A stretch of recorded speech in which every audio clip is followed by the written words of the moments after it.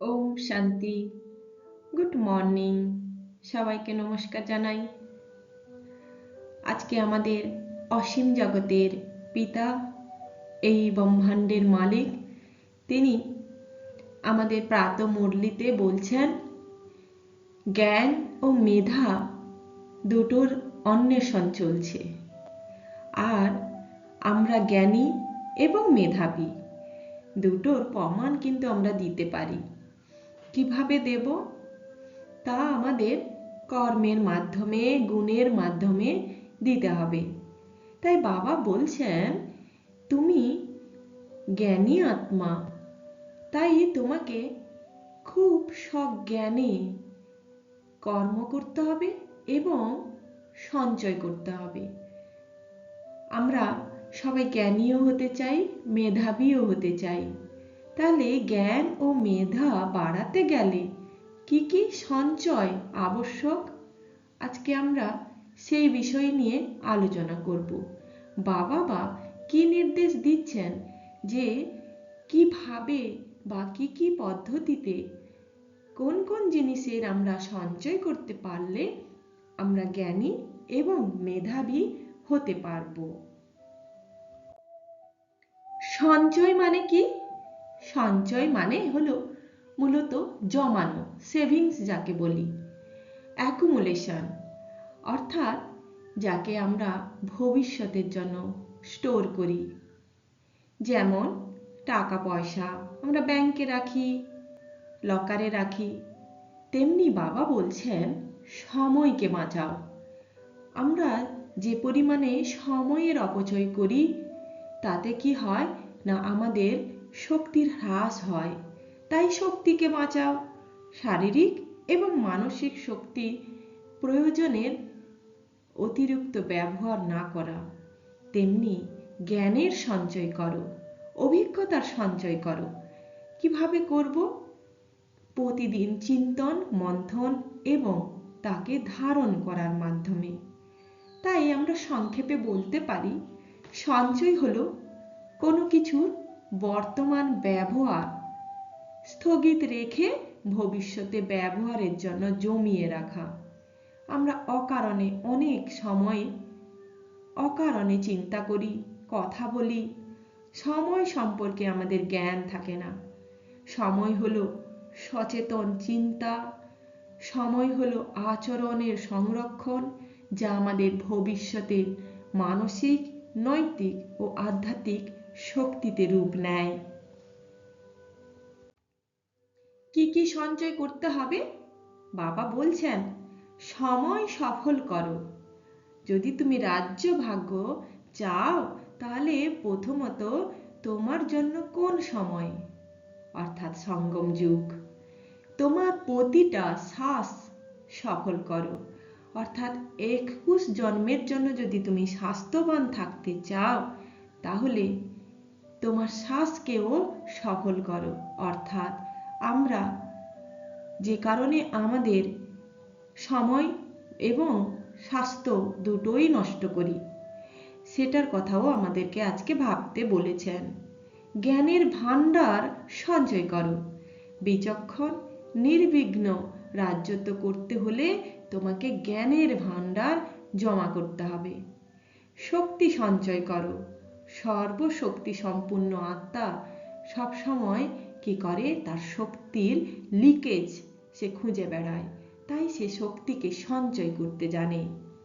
এবং গুণকে সঞ্চয় করে গুণদান করো। তুমি মাস্টার সর্বশক্তিমান এবং অলরাউন্ডার আত্মা হয়ে সবাইকে কিছু না কিছু দান করো, আর সেই দান হলো গুণ দান। আমরা বিজ্ঞানের ভাষায় বা একটু যদি কোরিলেশন দেখি, তাহলে এই সমস্ত কিছু যেন আমাদেরকে আধুনিক মনোবিজ্ঞান বা আধুনিক বিজ্ঞানকে ইন্ডিকেট করে।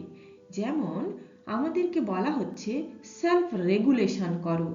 তাহলে সেলফ রেগুলেশন কথার অর্থ হচ্ছে কোনো না কোনো পদ্ধতি অবলম্বন করা, যেখানে আমরা নিজেদেরকে নিয়ন্ত্রণ করতে পারি। সেই নিয়ন্ত্রণ সময়ের সাথে আমাদের জ্ঞানের সাথে, স্বাস্থ্যের সাথে, সবার সাথে জড়িত। তাই নিজের সাথে কথা বলা, তার মাধ্যমে আমাদের কি হয়, আমাদের নিজেদের কোথায় লিকেজ আমরা সেটা বুঝতে পারি।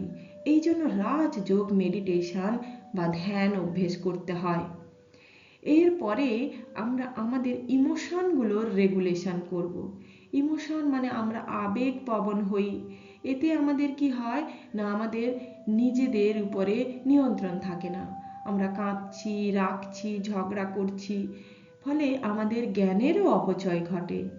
তাতে আমাদের নিজেদের রেগুলেশন না থাকার কারণে আমাদের সেলফ কন্ট্রোলিং পাওয়ারও হারিয়ে যায়। তারপর বলছে আমাদের এই সমস্ত কিছু কাজ হয় অনেকগুলি এক্সিকিউটিভ ফাংশনিং এর মাধ্যমে।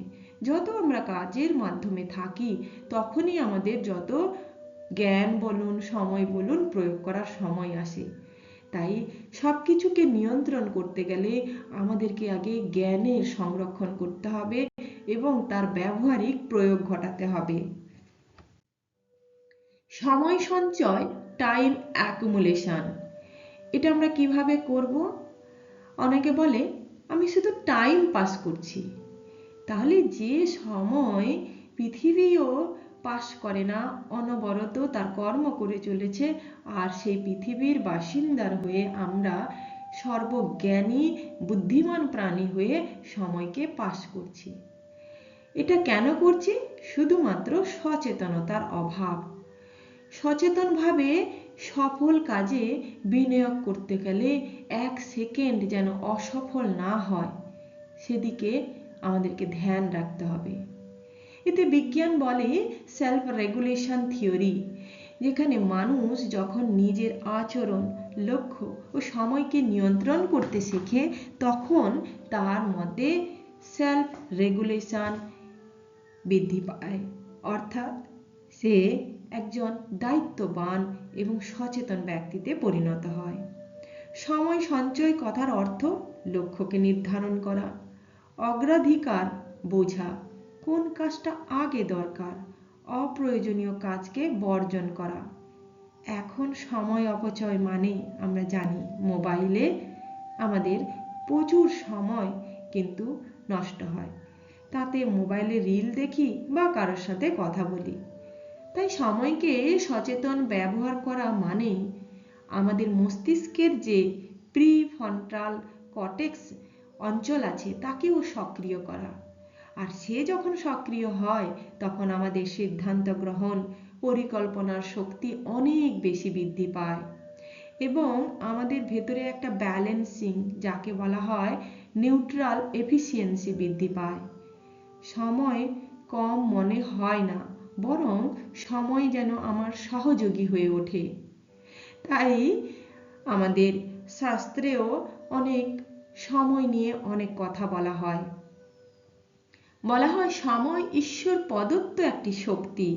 যে আত্মা সময়কে সঠিক কাজে লাগায় তার সংস্কার শক্তিশালী হয়, কর্মফল ভবিষ্যতে অনেক উন্নত ধরনের হয়।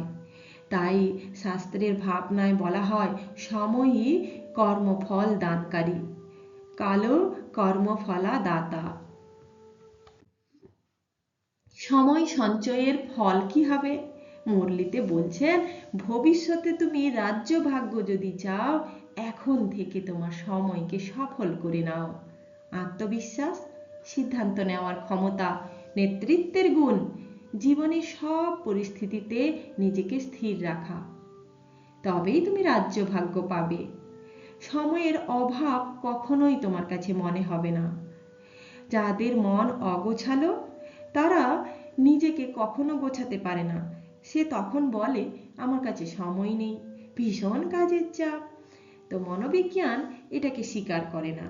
মনোবিজ্ঞান বলে যারা সময়কে সঞ্চয় করে, যারা সময়কে মান্যতা দিতে জানে, তারা টাইমের মাস্টারি অনুভব করে, অর্থাৎ সময়ের মাস্টারও সে হয়ে যায়। বাস্তব উদাহরণ যদি আমরা দিই, প্রতিদিন যদি আমরা 5 মিনিট আত্মমূল্যায়ন করি এবং প্ল্যানিং করি, দেখবেন আপনার 24 ঘন্টা খুব সুন্দরভাবে কাটছে। আর আমরা যদি সেটা না করি তাহলে 24 ঘন্টা পরের দিন আবার চিন্তা করব কিভাবে কেটে গেল। শ্বাস সঞ্চয়, বাবা বলেছেন ব্রিথ অ্যাকুমুলেশন। শ্বাস সঞ্চয় কথার অর্থ কি? শ্বাস প্রশ্বাস দুটোই আমাদের শারীরিক প্রক্রিয়া, অর্থাৎ এই দুটোর সাথে আমাদের প্রতিটা কর্মযোগ আছে। যেমন বলা হয় যে আমরা যদি আমাদের শারীরিক স্বাস্থ্যকে উন্নত রাখতে চাই তাহলে আমাদের শ্বাস প্রশ্বাসের গতি যেন ঠিক থাকে, যাকে বলা হয় অটোনমিক নার্ভাস সিস্টেম। সেই রকম আমাদের প্যারাসিম্পথেটিক নার্ভাস সিস্টেম যে রয়েছে তার উপরে যাতে চাপ না পড়ে, সে যেন স্বাভাবিক কর্ম করে বা ক্রিয়া করে, তার জন্য আমাদের ভেতরে সমস্ত ক্রিয়াকলাপ ঠিক থাকা চাই।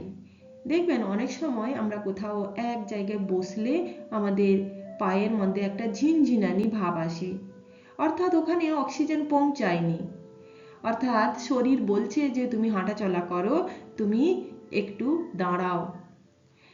অর্থাৎ আমাদের শরীরও সিগন্যাল দেয়। তেমনি আমাদের যে সচেতন শ্বাস, সেও আমাদেরকে কি বলে যে আমি তোমাদের হৃদস্পন্দনের গতিকে ঠিক রাখি, তোমার ব্রেন হার্ট এটিকে সিনক্রোনাইজ পদ্ধতিতে আমি চালাই।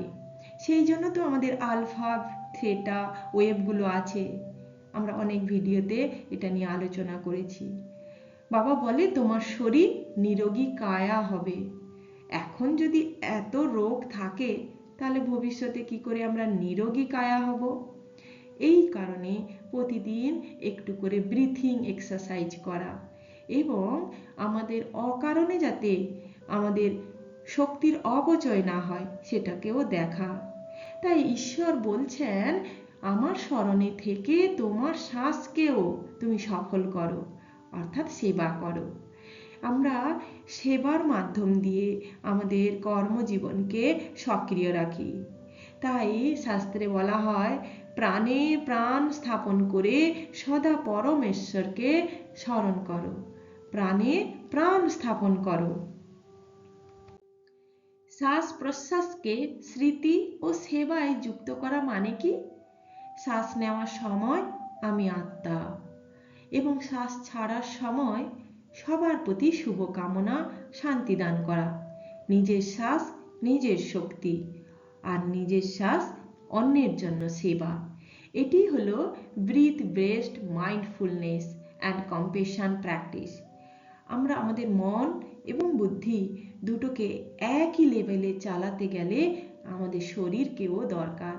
তাই বাবা বলছেন তুমি যদি শ্বাস সঞ্চয় করো তাহলে 21 জন্মের জন্য সুস্থ জীবন পাবে, স্বাস্থ্যবান জীবন পাবে, রোগ মুক্ত হবে, তোমার দুর্বলতা অস্থিরতা দূর হবে, তোমার নার্ভাস সিস্টেম, তোমার সাইকোলজিক্যাল বিহেভিয়ার সব ঠিক হবে। তাই মনোবিজ্ঞানও এ কথা মেনে নেয় যে ব্যক্তি তার শ্বাসকে নিয়ন্ত্রণ করে সে নিজের প্রতিক্রিয়াকেও নিয়ন্ত্রণ করতে পারে। জ্ঞানের ভান্ডার সঞ্চয় করো, অ্যাকুমুলেশন অফ উইজডম মানে কি? অর্থাৎ আমরা জ্ঞানী যদি হই, উইজডম হই, নলেজেম পারসন হই, তাহলে আমাদের কাছে তথ্যও থাকবে, সেই তথ্যের ব্যাখ্যাও থাকবে। অনেক জন আছে, অনেক তথ্য আছে কিন্তু ব্যাখ্যা নেই। যদি কাউকে প্রশ্ন করেন ব্রহ্মার পুজো হয় না কেন, তিনি কতটা উত্তর দেবেন আমার জানা নেই, কিন্তু আমাদের বাবা কিন্তু তার উত্তর রেডি করে রেখেছেন। সেই জন্য বাবা বলছেন নিজের চিন্তার সম্পর্কে নিজে সচেতন হও। তুমি পজিটিভ চিন্তা করছো না নেগেটিভ চিন্তা করছো, এটা তোমারই দেখার বিষয়। জ্ঞানের ভান্ডার সঞ্চয় করতে হলে তোমার চিন্তার উপরে তোমাকে দৃষ্টিপাত করতে হবে, তবেই তুমি বুঝতে পারবে আমি জ্ঞানী না অজ্ঞানী। কখনো কখনো আমাদের জীবনে ভুল সিদ্ধান্ত নেওয়া হয়ে যায়। আর কেন হয়? যখন আমরা আবেগে পড়ি, অন্যের উপরে নির্ভর করি, নিজের উপরে নির্ভর করি না, নিজে একবার চিন্তাই করি না যে আমি যে সিদ্ধান্তটা নিচ্ছি সেটা কতটা সফল হবে। বৈজ্ঞানিক ব্যাখ্যাও এর আছে। গভীর জ্ঞান চর্চা যারা করে তাদের দেখবেন জ্ঞানের ব্যক্তিত্ব প্রকাশ পায়।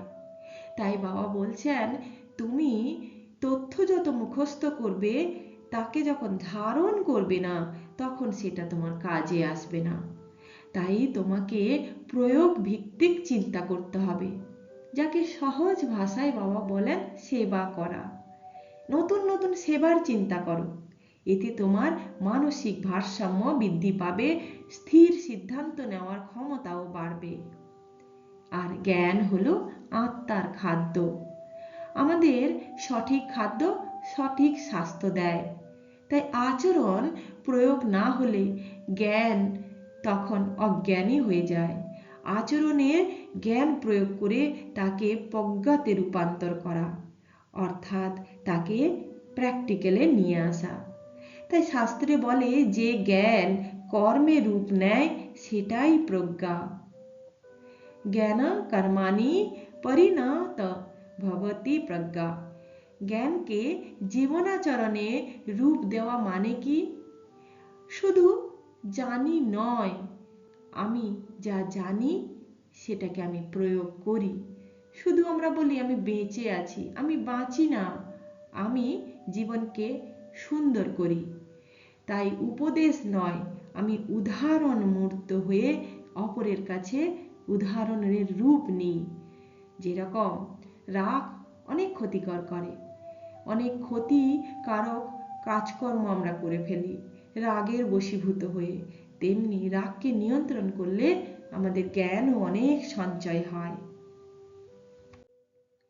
জ্ঞানের ভান্ডার সঞ্চয় করো, অর্থাৎ কি না, আমরা যে জ্ঞান আবার এমন ব্যক্তিদের শোনাতে যাই বা প্রয়োগ করি এমন জায়গায় যেখানে দরকার নেই, অপচয় হবে।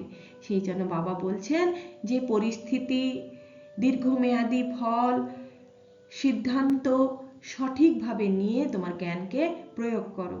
তার জন্য তোমাকে নির্বিঘ্ন অটল হতে হবে, তোমাকে জানতে হবে, তোমাকে বুঝতে হবে, পরিস্থিতিকে চেনে নিতে হবে। তাই তোমাকে অন্যের উপরে নির্ভর করা চলবে না। নিজস্ব বোধ, নিজস্ব বিবেচনা, নিজস্ব সিদ্ধান্ত, এটাই হলো আমাদের গভীর জ্ঞানের প্রতীক। একজন ব্যক্তি বলার আগে ভেবে নেন, সিদ্ধান্ত নেওয়ার আগে মূল্যায়ন করে নেন, আর পরিস্থিতিতে নীরব থাকেন, তখন সেই ব্যক্তিকেই আমরা বলি জ্ঞানী ব্যক্তি, অভিজ্ঞতাবান ব্যক্তি। শক্তির সঞ্চয়, অ্যাকুমুলেশন অফ ইনার পাওয়ার। আমরা শক্তির সঞ্চয় মানে কি বুঝি? মানসিক শক্তি, আত্মিক শক্তি, সংকল্প শক্তি। বাবা বলছেন এই তিন শক্তির তুমি সঞ্চয় করো। আমরা যেখানে সেখানে জ্ঞান দান করি বা আমাদের অপ্রয়োজনীয় কাজ করি, তাতে আমাদের শক্তির অনেক অপচয় হয়। মনোবিজ্ঞানেও একে বলা হয় self efficacy theory. Albert Bandura একটি পরীক্ষা করেছিলেন, যেখানে তিনি ব্যক্তিকে বোঝাচ্ছেন, তুমি দৃঢ় বিশ্বাসের সাথে বলো আমি সব পারি। যে ব্যক্তি নিজের ক্ষমতার উপর বিশ্বাস রাখে সে কাউকে ভয় পায় না, সে যে কোনো পরিস্থিতিকে চ্যালেঞ্জ হিসাবে দেখে। তাতে আমাদের শরীরে শক্তি বেশি বৃদ্ধি পায়, সিদ্ধান্ত দৃঢ় হয়, আমাদের স্ট্রেস কম হয়। বিজ্ঞানের ভাষাতেও একে বলা হয় দৃঢ় সংকল্প ও ইতিবাচক চিন্তা, যা আমাদের প্রিফ্রন্টাল কর্টেক্সকে সক্রিয় করে। তেমনি ভয়, দুর্বলতা আমাদের কি করে না ভেতরে রিয়াকশনের ক্ষমতাকে বাড়িয়ে দেয়।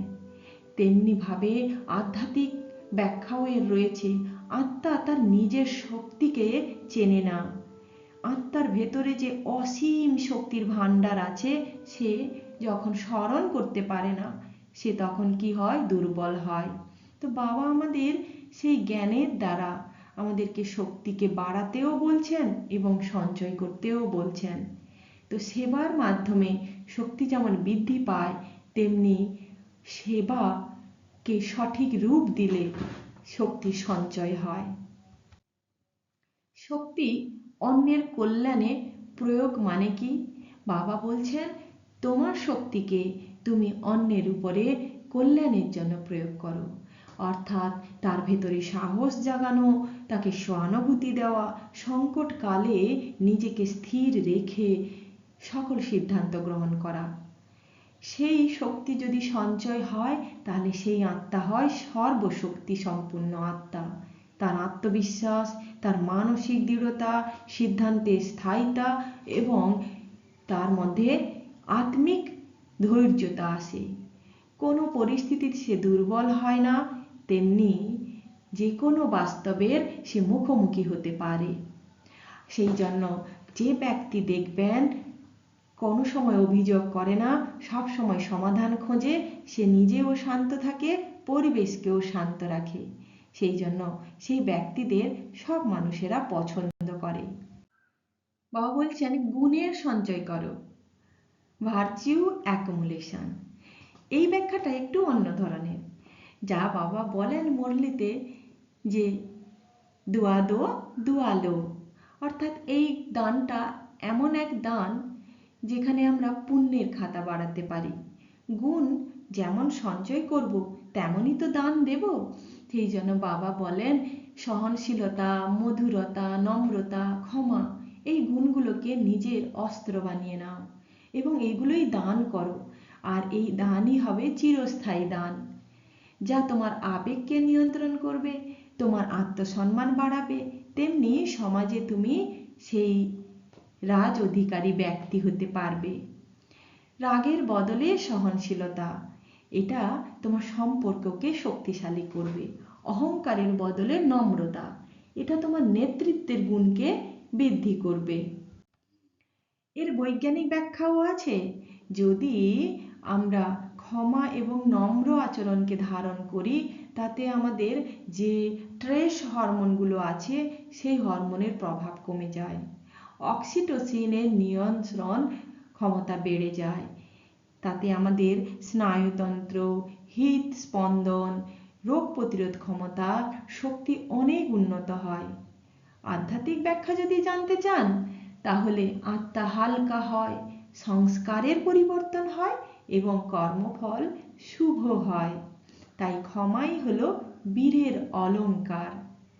গুণ শুধু ধারণ নয়, দান করো। এর মানে কি?